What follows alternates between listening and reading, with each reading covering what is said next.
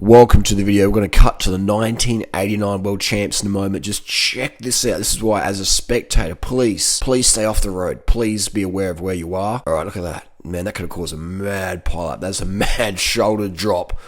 Luckily, no one was really hurt here. Bam. Always people. Please give the riders room on the road. Greg LeMond has caught and passed Stephen Rooks and Sean Kelly. The feared sprinter is right on his wheel. Rooks tries to tack on to those two. They look over their shoulders, and just in the upper right corner of the screen come the rest of the players, led by Laurent Fignon. Well, we're approaching the final half mile of this world title. There are 6 riders here who could now take it away with them.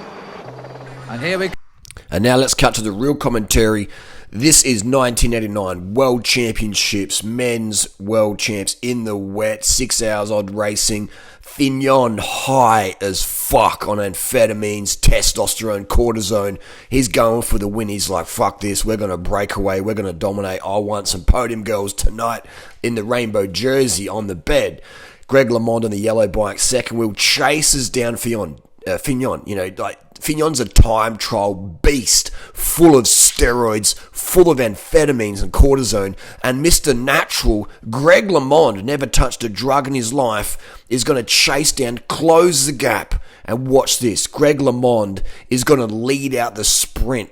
A flat sprint. Greg LeMond is going to lead it out and smash everyone. He's just chased Fignon, who's a Tour de France winner, who's no slouch on the bike. Greg LeMond's looking over his shoulder, shunting his breathing, and he's still going to win the 1989 World Champs, and he's still going to say he's clean and natural. Greg LeMond, mate, you are so full of it. Look at this. Now remember, who's in this bunch? People who've been busted for steroids, EPO, etc. EPO was in this race. EPO was in the peloton in 87. Greg LeMond still wins. Mr. Clean. Now, I've got no issue with people taking drugs in pro sport. Professional sport is nothing more than entertainment, all right? It's entertainment for us.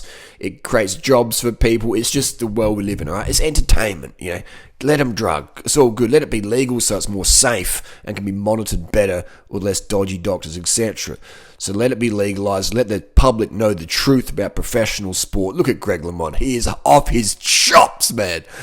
They didn't have gimbals back in 1989, it looks like. This camera work is a little bit shaky.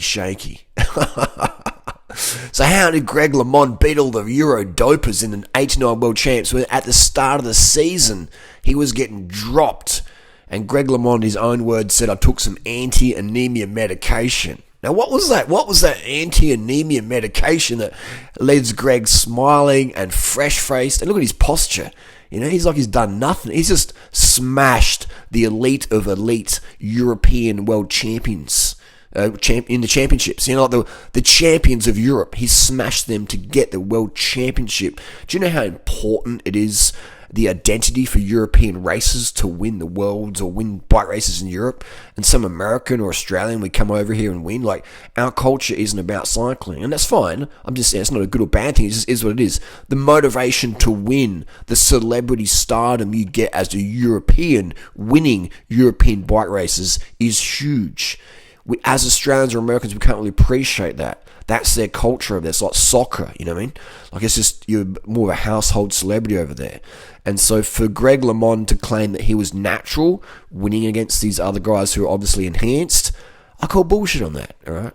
So Greg, you know, my issue with that is you trying to call out Lance when you're doing the exact same thing. Greg, you were doing EPO, you were doing testosterone, weren't you? You know, how were you beating all these other riders who were juiced and on the good stuff?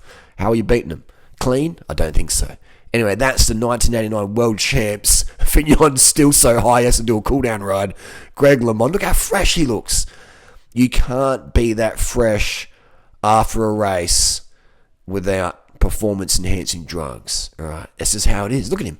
He looks fresh, he's laughing, his posture's perfect, his hand reflexes are sharp. He is pinging. He is zinging. All right? He ain't full natty bra. This is performance-enhancing drugs at its finest in 1989. EPO, you could buy EPO in Switzerland in 1989. You could buy it in California in 1999. It was legal. It wasn't even banned then. It wasn't even tested for, okay?